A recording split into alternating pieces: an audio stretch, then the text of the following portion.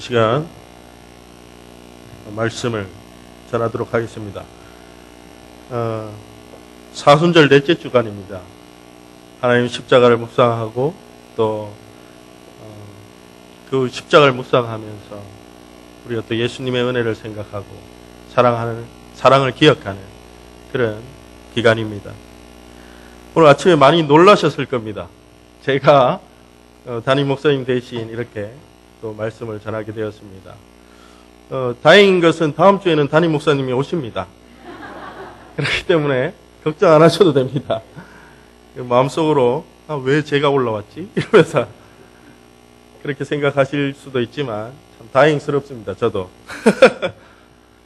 수요 예배를 마치고 돌아가면서 많이 힘들었습니다. 수요 예배가 이렇게 힘들구나. 우리 목사님 대단하시다. 삶에 찌들어서 성도님들이 아멘도 없고 빨리 끝냈으면 좋겠다는 눈으로 저를 열심히 바라보고 계셨는데 제가 1시간을 꼬박 채웠습니다. 밉상을 받으려고 그렇게 했는 것 같습니다. 오늘 저는 좀 편안하게 하려고 합니다. 가족들 앞에서 이렇게 하나님의 말씀을 나누는 그런 시간을 좀 가지려고 합니다. 주제는 좀 무겁습니다. 구약을 평소에 별로 좋아하지 않지만 유병진 전도사님이 오후 예배를 신약을 잡는 바람에 제가 구약을 선택했습니다. 수요 예배를 마치고 그 다음 날 제가 새벽 예배를 이제 가게 되었습니다. 유병진 전도사님하고 저하고 같은 기숙사 방을 씁니다. 둘이 같이 쓰는데 이제 저는 좀 주일 예배도 걱정도 되고 그래서 남아서 기도하고 유병진 전도사님은 잠이 온다고 먼저 방으로 가셨습니다. 가는데 그래서 제가 기도를 마치고 돌아가는데 USB 그 파일 넣는 그 USB가 하나 떨어져 있는 겁니다. 그래서 제가 그것을 주워가지고 왔습니다. 유병진 전도사님 이 안에 뭐가 들어있는지 좀 확인 좀 해보십시오 하면서 드렸어요. 들어있는데 거기에 설교가 한 편이 있었습니다. 근데 설교 제목이 너무나 충격적이었습니다. 야야야 내 나이가 어때서? 예배하기 딱 좋은 나이인데 야야야 내 나이가 어때서? 기도하기 딱 좋은 나이인데 이렇게 제목이 있었어요. 너무나 웃겨가지고 한참을 웃었습니다. 그렇습니다. 우리가 지금 예배하기 딱 좋은 시간입니다. 그리고 은혜 받기 딱 좋은 시간이라고 생각합니다. 오늘 말씀이 좀 어렵더라도 주무셔도 괜찮으니까 끝까지 잘 들어주셨으면 좋겠습니다. 맨날 밥만 먹고 살 수 없습니다. 저같이 이렇게 좀 못생겼지만 그 도루묵이나 그 곰치가 맛있듯이 좀 맛있을 수도 있습니다. 말씀이. 오늘 말씀을 나누고자 하는 말씀은 열왕기상 19장의 말씀입니다. 그 제목이 제가 오늘 나의 하나님은 야훼이시라 이 말씀이 저의 제목입니다. 근데 이 뜻이 엘리야를 가리킵니다. 엘리야의 이름이 나의 하나님은 여호와이시니라. 이게 엘리야의 이름의 뜻입니다. 성도님들과 제가 말씀을 대할 때에 우리가 참으로 중요한 것이 있습니다. 성경의 말씀을 대할 때에 그 말씀이 살아계신 하나님의 말씀으로 듣는 것이 중요합니다. 그렇지 못하면 우리의 신앙은 바닥을 치게 됩니다. 우리의 믿음 크기와 태도를 결정하는 것은 말씀을 하나님의 말씀으로 듣느냐 아니냐가 중요합니다. 우리의 믿음의 상태가 성장하지 못하는 이유는 말씀을 하나님의 말씀으로 살아계신 하나님의 말씀으로 듣지 않기 때문입니다. 우리의 믿음이 성장하기를 원한다면 우리는 이 말씀을 펴고 읽을 때에 살아계신 하나님의 말씀으로 침묵하면서 듣는 마음으로 우리가 이 말씀을 대해야 할 것입니다. 오늘 엘리야는 갈멜산에서, 엘리야를 잘 아시죠? 엘리야는 그 사르밧 가부의 이야기도 있고 그리고 갈멜산에서 그 바알 선지자와 아세라 선지자가 싸워서 이겼던 그런 아주 훌륭한 하나님의 선지자였습니다. 그가 850명과 싸워서 이기고 그 850명을 기손 시내에서 모두 다 죽여버립니다. 그리고 진정한 승리의 도취가 되어서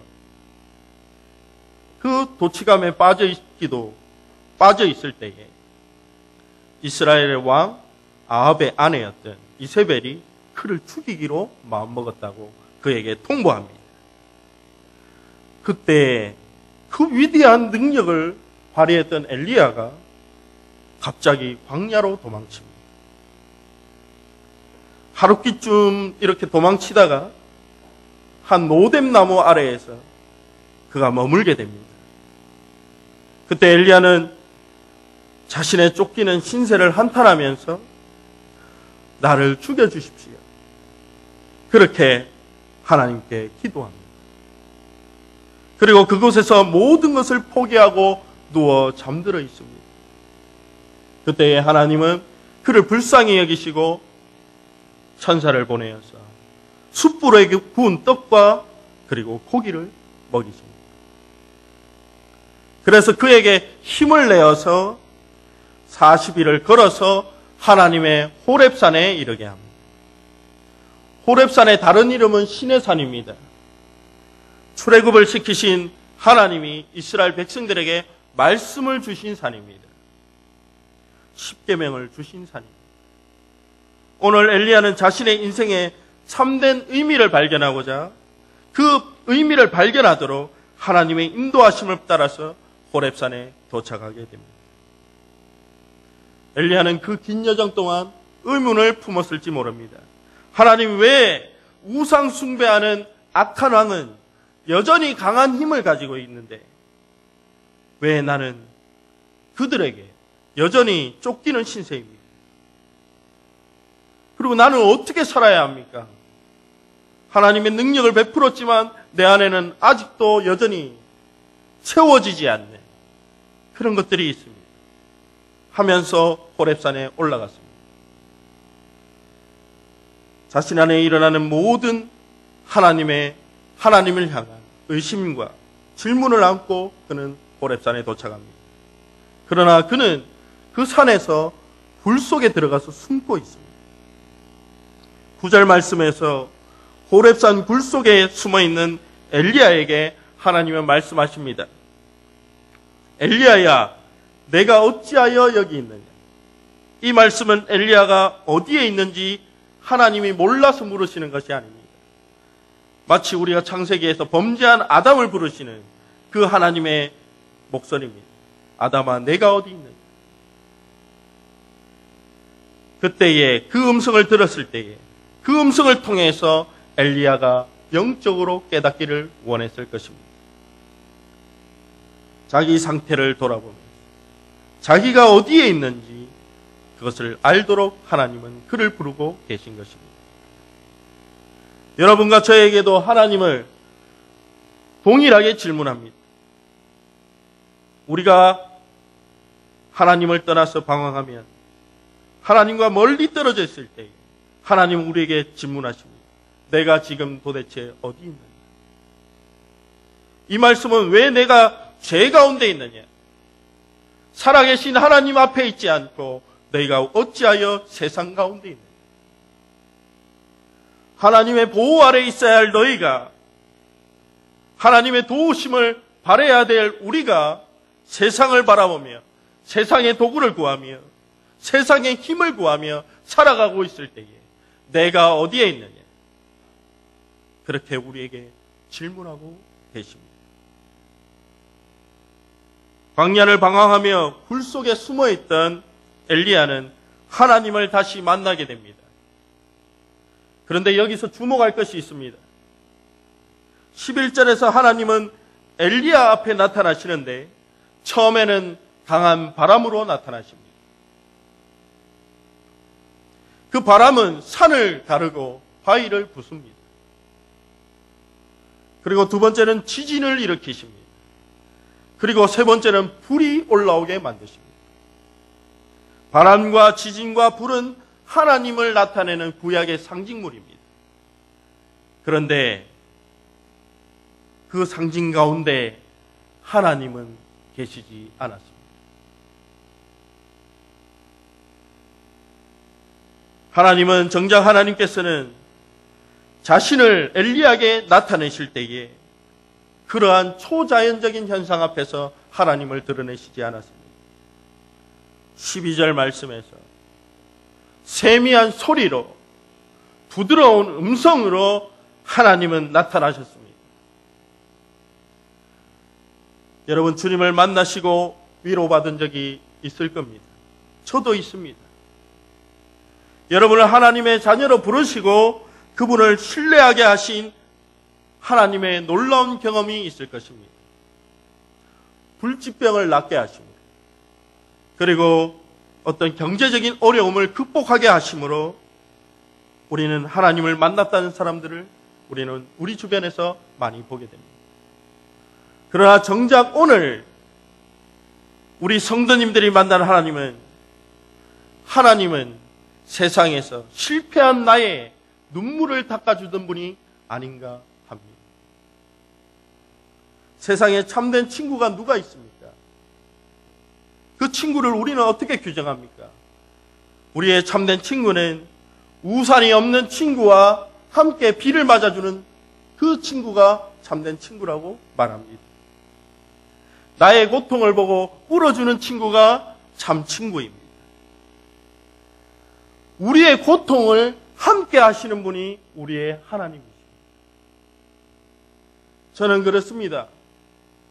많은 인생의 우여곡절과 어려움 속에서, 가난함 속에서 세상이 말하는 기적과 같은 일들이 저에게 믿음을 준 것이 아닙니다.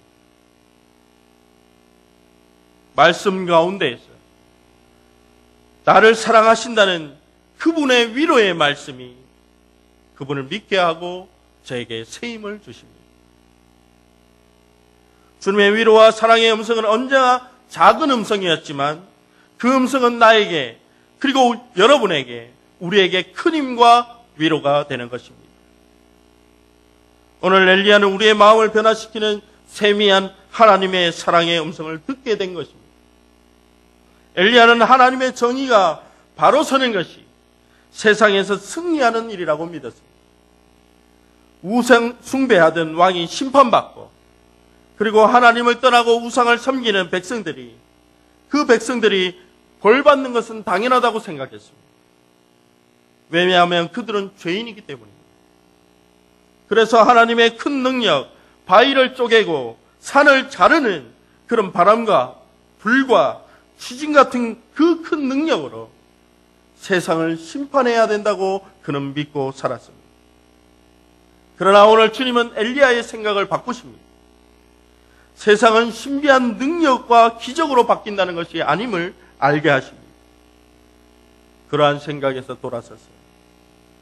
하나님의 말씀에 귀를 기울이고 나의 못난 모습을 내려놓으라고 말씀하십니다. 엘리야는 주님의 세미한 음성을 듣고 자신이 죄인임을 알았습니다. 죽음의 위협이 두려워서 우상을 섬기던 그 이스라엘 백성들이나 이세벨의 칼을 피해서 도망친 하나님의 사명을 거역하고 도망친 자신이나 똑같은 죄인임을 알게 된 것입니다. 엘리야는 철저히 자신이 약한 존재임을 알게 되었습니다. 그리고 엘리야는 자신이 하나님의 위로가 필요한 사람인 것을 알게 되었습니다. 열왕기상 19장 4절에서 로뎀나무 밑에서 그렇게 그는 이야기합니다. 나의 생명을 거두어 주십시오. 나는 내 조상들보다 나은 것이 없습니다라고 자신의 나약함을 고백합니다. 세상의 죽음 위협 앞에서 그가 서게 되자 그는 자신의 약함을 알게 됩니다. 그 모든 능력이 하나님으로부터 오는 것을 알고 하나님을 의지해야 함에 불구하고 그는 그가 능력을 베푼 것이 자신의 능력으로 생각했던 것 같습니다. 인간은 모두가 그렇습니다. 성공한 삶을 살더라도 약한 것이 인생입니다. 그러나 하나님은 굴 속에 숨어서 죽음의 위협 앞에 떨고 있는 엘리야 선지자를 세미한 소리로 부르십니다. 그리고 위로하시며 힘을 주십니다. 사람을 근본적으로 변화시키는 것은 하나님의 말씀입니다. 하나님의 말씀을 통해서 우리는 하나님의 사랑을 알게 되고 하나님의 참된 위로를 받게 됩니다. 하나님의 말씀을 통해서 우리는 나의 못난 부분과 상처가 치유되고 그리고 세상을 부정하던 나의 부정적인 삶에서 세상을 긍정하게 되고 하나님이 세상을 사랑하신 것처럼 우리도 세상을 사랑하게 되는 것입니다. 하나님은 우리를 만나주십니다. 고난 가운데 실패했을 때에 죄를 발견하고 어찌할 바 몰라 숨어 있을 때에 하나님은 우리를 부르십니다. 내가 지금 어디에 있느냐? 그때 우리는 이러한 핑계를 댑니다. 마치 아담이 죄를 짓고 핑계를 대는 것처럼 나는 하나님께 열심을 다했습니다. 그러나 내 상황이 그렇지 못했습니다. 상황이 나를 이렇게 만들고 나를 죄짓게 만들었습니다. 하면서 핑계를 쳤습니다.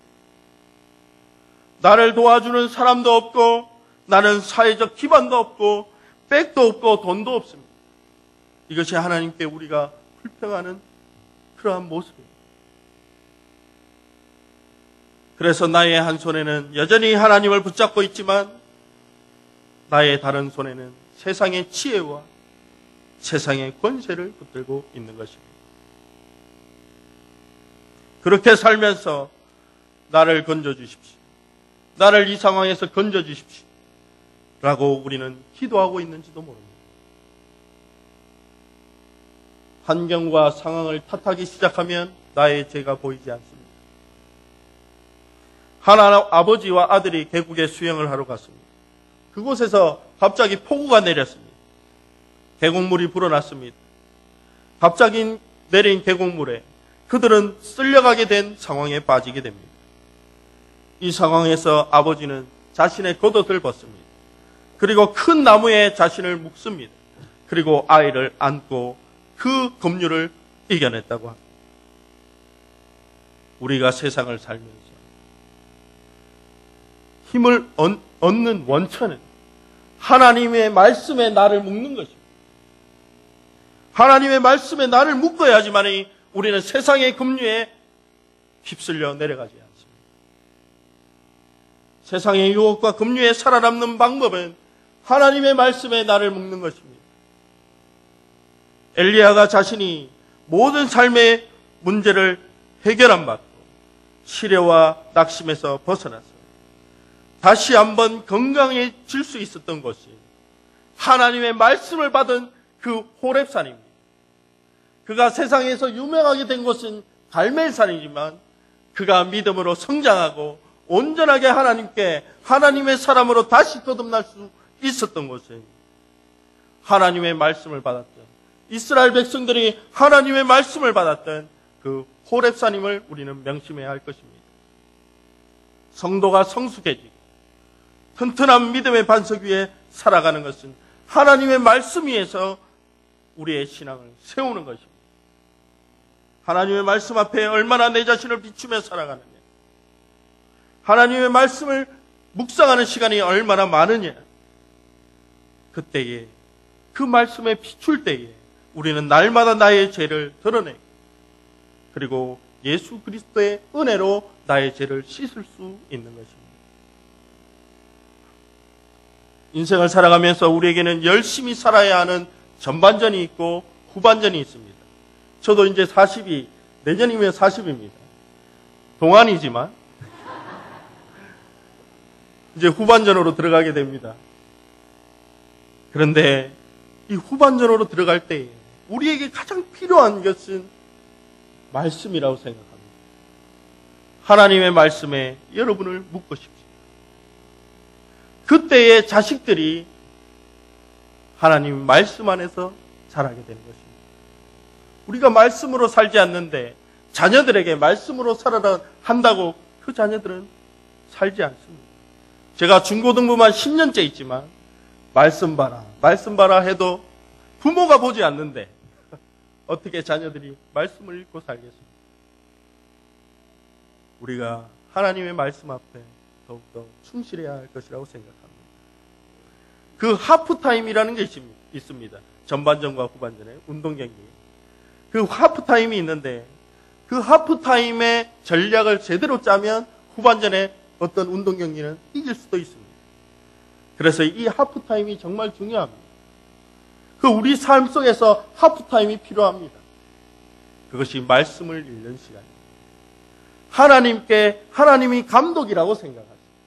살아계신 하나님의 말씀에 길을 열고 그 새로운 작전을, 우리의 인생의 새로운 작전을 짜야 합니다. 말씀에 귀를 기울일 때에 우리는 삶에 하나님이 원하시는 삶의 지혜를 얻게 되는 것입니다. 오늘 호렙산에서 다시 하나님의 말씀을 듣게 된 엘리야는 하나님의 큰 위로와 격려를 받게 되었습니다. 그리고 이런 말을 듣게 됩니다. 너 말고도 아직 바알에게 무릎 꿇지 않은 7,000명의 사람이 남아있다. 그러니 너는 용기를 잃지 말고 나의 일을 하라고 말씀하고 계십니다. 그에게 큰 위로가 됩니다. 이전까지 엘리야는 10절과 14절에서 하나님이 이제 모두 다 죽고 나만 남았습니다라고 이야기했는데 나에게는 주님의 일을 하는 함께할 동력자가 없습니다라고 했는데 엘리야는 하나님은 그에게 너에게 동력자가 7,000이나 남아있다고 말씀하고 있습니다. 그렇습니다. 주님의 일을 하는 데 있어서 나를 지지해주고 응원해주는 분들이 필요합니다. 하나님께서도 우리를 위로하시고 힘주시지만 우리가 서로 함께 신앙생활의 힘든 점을 나누고 그리고 서로를 격려하며 서로를 위해서 기도하는 그런 성도들의 교제가 있어야 할 것입니다. 그것이 교회를 세우신 목적입니다. 오늘 예배하는 모든 성도님들은 교회를 위해서 온 힘을 다해 섬기는 모든 분들을 위해서 격려하고 섬겨야 합니다.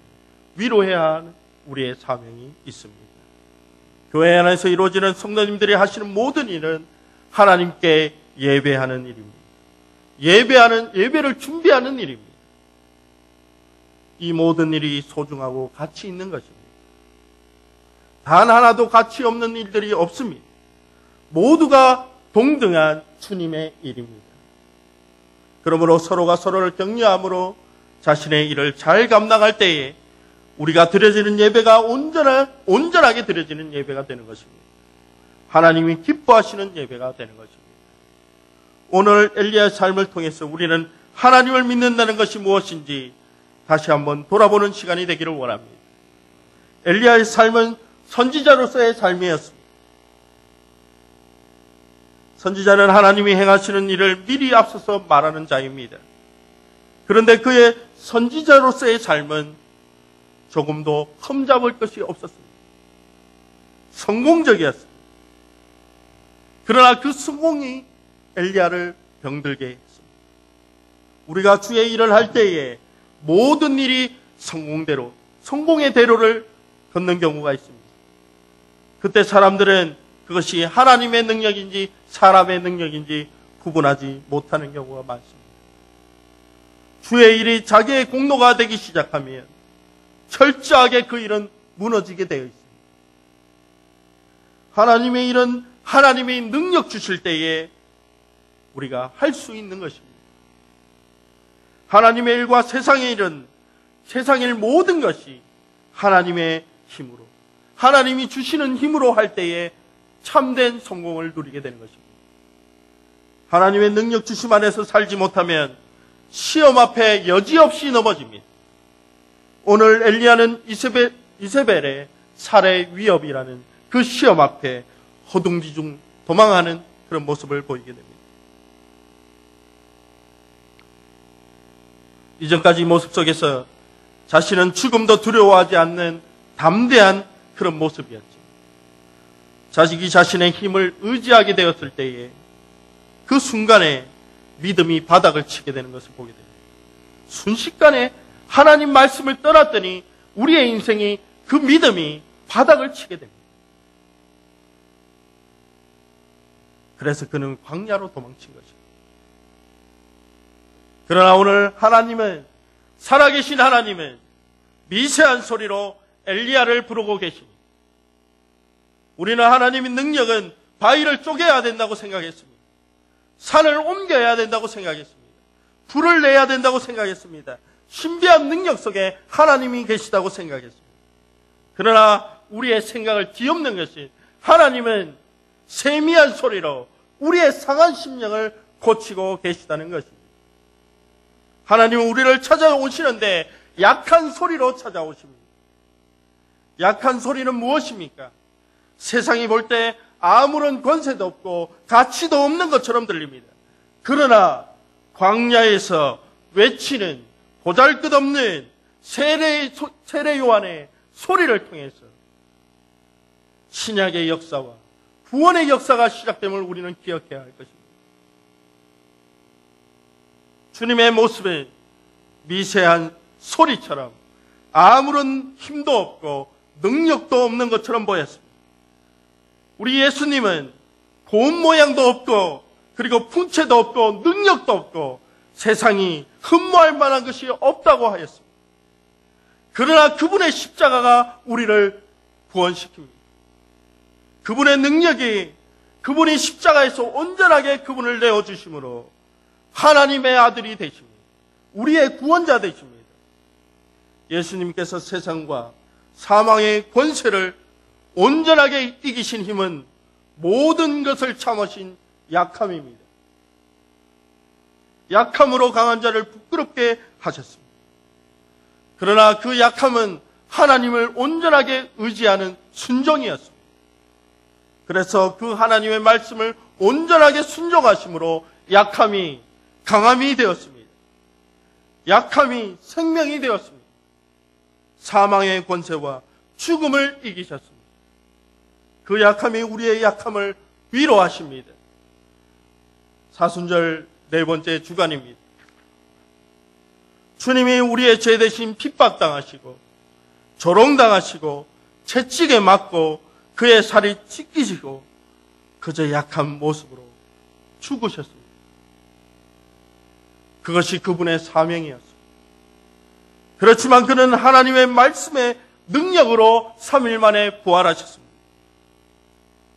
우리가 믿는다고 고백하는 분은 바로 나의 죄와 연약함을 위해서 죽임당하신 어린 양 예수 그리스도이십니다.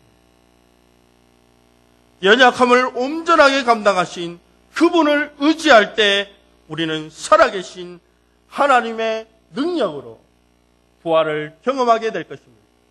그리고 삶 속에서 승리하는 삶을 살 것입니다. 기도하겠습니다.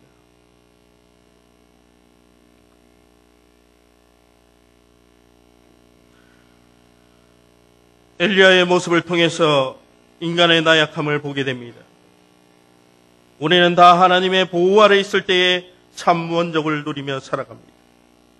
잠시 잠깐 곁길로 가면 우리는 참으로 보잘것없는 인생의 나락으로 떨어지게 됩니다. 주님은 우리를 위해 친히 약한 자가 되셨지만 하나님의 말씀을 죽기까지 순종하심으로 죄와 사망의 권세를 이기시고 세상에서 승리하셨습니다. 오늘 우리도 주님의 길을 따라 살아가려 합니다. 우리의 연약함을 주님의 보혈의 은혜로 채워 주시옵소서. 언제나 말씀으로 승리하는 삶이 되게 하시고 하나님의 나라를 바라며 기뻐하며 부활을 소망하며 살아가는 우리 성도님들 다 되게 하여 주시옵소서. 한 주간도 승리하는 삶을 살게 하여 주시옵소서. 감사드립니다. 예수님의 이름으로 기도드리옵나이다.